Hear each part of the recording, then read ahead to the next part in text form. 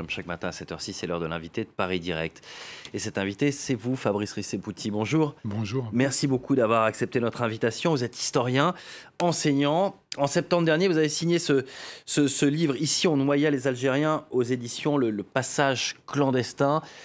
Le titre réveille peut-être les mémoires de certains. C'est un tag qu'on a vu sur le pont Saint-Michel à Paris, parce que c'est un livre qui revient sur le combat d'un homme, Jean-Luc Einaudi, qui s'est battu pendant 30 ans pour obtenir la vérité sur les événements du 17 octobre 61 à Paris. Et on vous invite évidemment à l'approche d'un 60e anniversaire qui sera peut-être particulier cette année, en tout cas qui est chargé en symboles. D'abord, s'il vous plaît, un rappel des faits sur cette répression ultra-violente d'une manifestation en pleine guerre d'Algérie qui était presque à son paroxysme. La Fédération de France du FLN appelle à manifester contre un couvre-feu qui est imposé à l'époque aux Français algériens et eux seuls. La manifestation sera réprimée dans le sang. Ça fera des dizaines, voire des centaines de morts. On ne connaîtra jamais vraiment le bilan exact. Rappelez-nous le déroulé de ces événements.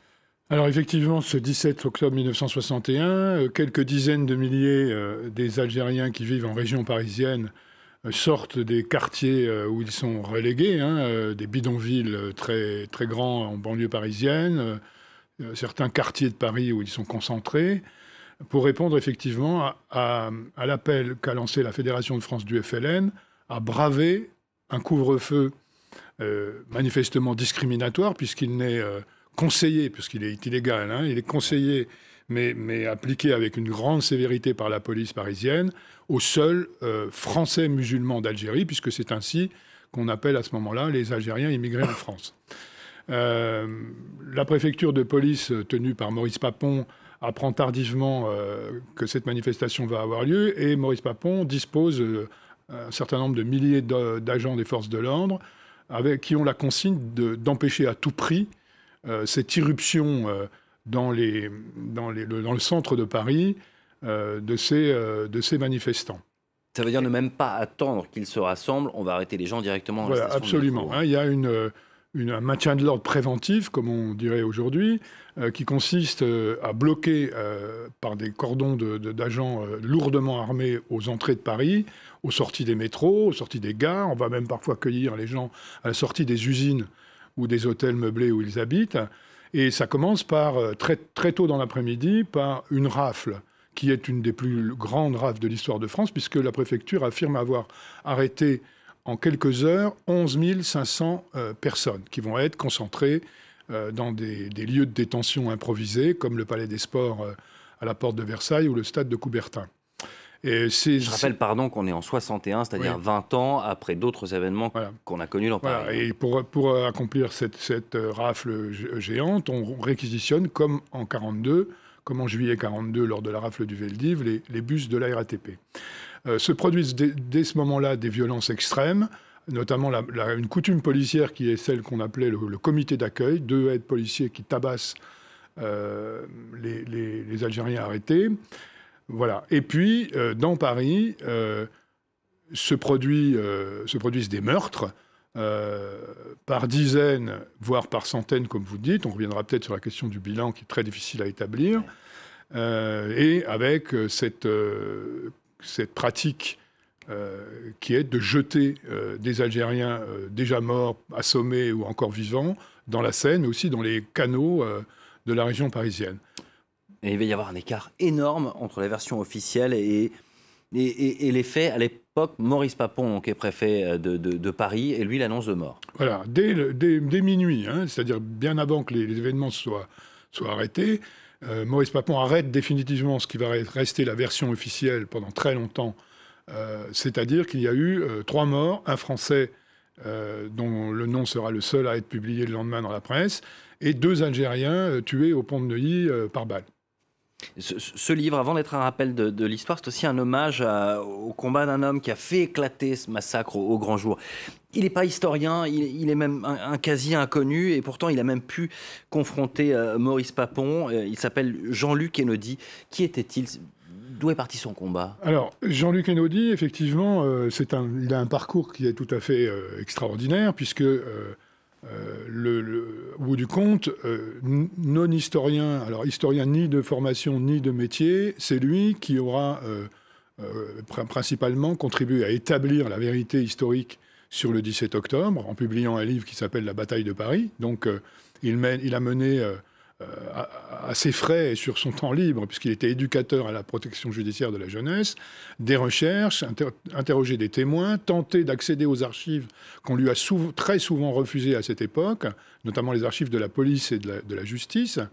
Et il a donc construit le premier récit historique qui contextualise la journée, qui en fait un récit très documenté, donc sous le titre de la bataille de Paris en 1991. Et puis, par un concours de circonstances, il s'est trouvé amené à témoigner face à Maurice Papon lors d'un procès qui est un des procès les plus médiatisés de l'histoire de France, celui de 1997, où Maurice Papon n'est évidemment pas jugé pour ses crimes coloniaux, mais pour son passé vichiste. Il n'empêche qu'Einaudi fait une déposition de 2 heures qui frappe vraiment l'opinion publique et qui contribue donc à diffuser la connaissance dans l'opinion. Puis son témoignage, je crois que c'est le 16 octobre, hein, donc absolument, juste avant les commémorations, ça va faire une chambre d'écho 1997. Incroyable. Du reste, nous allons sur Mediapart publier la vidéo du début de cette déposition dans quelques jours. Elle a été filmée ? Elle a été filmée, parce que tout le procès Papon a été filmé, comme l'avaient été les procès Touvier et l'autre m'échappe. Vous dénoncez le silence de l'ensemble de la classe politique pendant 30 ans. Il faudra attendre ce procès Papon pour que la voie se libère. Vous dénoncez un silence de la part du gaullisme à l'époque, mais pas seulement, hein, également de l'opposition. Comment expliquer cette espèce de silence général? Parce que vous le dites dans le bouquin, il y a des centaines de témoins. Ça s'est passé en plein Paris. Comment expliquer cette chape de plomb? Alors, le gouvernement Debré, dans un premier temps, a réussi à imposer le silence assez rapidement, empêcher, par exemple, la constitution d'une commission d'enquête, a saisi les journaux. Il ne faut pas oublier qu'à cette époque, on est dans des pratiques de guerre où on censure la presse, et on la saisit, des publications, etc. Et puis, très rapidement, on oublie. Alors, cette affaire est aussi... la gauche française n'a pas, à cette époque, intérêt à revenir tellement sur les événements, parce que le 17 octobre, elle n'était pas aux côtés des Algériens. Elle a très peu protesté ensuite. Elle l'a fait, mais pas, par exemple, en manifestant dans la rue. Et ensuite, c'est surtout la répression de Charonne, avec ses 8 morts au métro Charonne, tués 4 mois plus tard, que la gauche va retenir comme symbole de la répression durant la guerre d'Algérie. Et puis, donc, pendant de nombreuses années, il y aura une sorte de consensus républicain des principales forces politiques pour ne pas revenir sur ces événements. Et effectivement, donc, il va falloir un combat extrêmement âpre pour arriver à faire reconnaître, enfin, publiquement, la vérité historique. Et dans la bataille de chiffres, Jean-Luc Einaudi va aller faire le tour des instituts médico-légaux pour essayer de recenser le nombre de personnes qui ont été tuées ce soir-là. C'est très compliqué parce qu'on voit clairement la considération des autorités françaises pour les Algériens à l'époque, où en gros c'est ce qu'on appelle en anglais des John Doe, des inconnus, il n'y a pas de nom, il n'y a rien, ils vont être enterrés dans des fosses communes. C'est donc très difficile d'établir un bilan. Alors le massacre du 17 octobre est un massacre colonial, tardif, délocalisé en métropole si on peut dire, mais c'est un massacre colonial et les historiens savent bien que dans tous les massacres coloniaux, il y a une caractéristique, c'est justement qu'on a tout fait pour, que la situation coloniale fait qu'on ne compte pas les morts de gens dont la vie compte peu. Hein, et c'est le cas dans tous les grands massacres coloniaux qui sont étudiés, et dans celui-là en particulier. Donc les historiens ne peuvent que dire d'abord qu'on ne saura jamais exactement le nombre de morts ce jour-là, et ensuite avancer une fourchette qui est très large, hein, qui va d'au moins une centaine dans la journée proprement dite du 17 octobre, parce qu'il y a eu des violences avant, et il y en aura encore après, mais au moins une centaine de morts, et jusqu'à plus de 200. Voilà.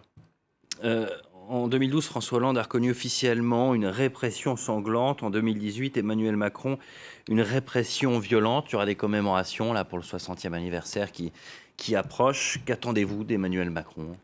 Écoutez, qu'il aille beaucoup plus loin que François Hollande, dont la déclaration très, très brève et très sommaire en 2012 était quand même la première prise de parole officielle depuis 1961 sur la question, mais qui est tout à fait insuffisante. Ce qui est revendiqué aujourd'hui, enfin depuis les années 90, c'est que la République française reconnaît officiellement qu'il s'agissait d'un crime d'État auquel toutes les institutions de la République ont participé, hein, le gouvernement, la police bien sûr, mais aussi la justice, puisqu'il y a eu une impunité totale de ces crimes perpétrés. Cette reconnaissance de crime d'État, elle est possible. On est dans une fenêtre un peu particulière. Il y a eu le rapport de l'historien Benjamin Stora. Ces gestes D'abord d'apaisement et puis ensuite les brouilles diplomatiques entre Paris et Alger, mais le moment est opportun.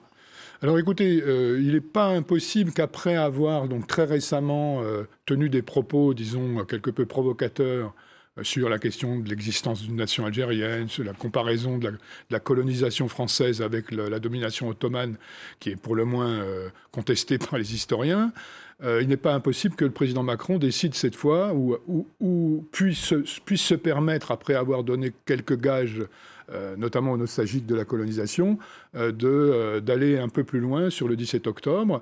Écoutez, nous verrons bien.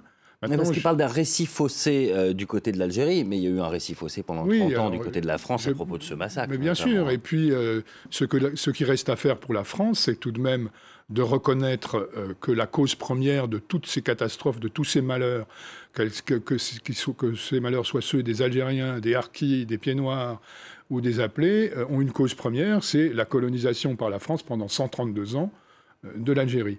Et ça, c'est quelque chose qui paraît difficile à faire dans le contexte politique actuel. Merci beaucoup d'avoir été notre invité, Fabrice Ricepucci. C'est moi qui vous remercie. Le nom de ce livre, ici, on noya les Algériens aux éditions le Passager clandestin. Et puis, si vous voulez aller plus loin, il y a aussi l'excellent webdoc de notre collègue de la rédaction de France 24, Assia Hamza, 17 octobre 1961, massacre au cœur de Paris. C'est à retrouver sur notre site, notre application, nos réseaux sociaux. Vous y avez participé d'ailleurs. Oui, absolument. C'est un excellent webdoc. Merci beaucoup et merci à vous d'avoir choisi France 24.